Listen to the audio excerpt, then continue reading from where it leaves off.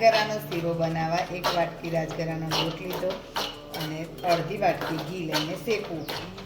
સાઈડમાં ગોળ અને પાણીને ગરમ કરવું. આ રીતે રાજગરાનો લોટ શેકાઈ જાય પછી એમાં ગોળનું પાણી એડ કરવું.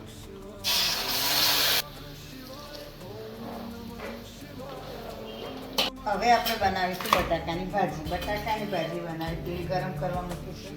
એમાં નાખીશું જીરું, હિંગ, હળદર,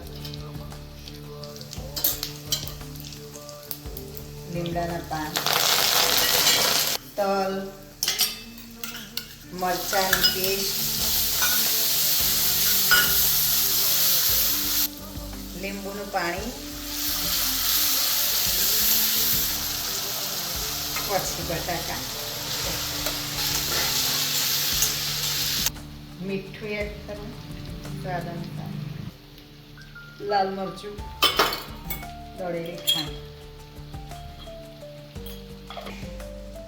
આ રીતે બટાકાની ભાજી અને રાજગરાનો શીરો શિવરાત્રી માટે તૈયાર.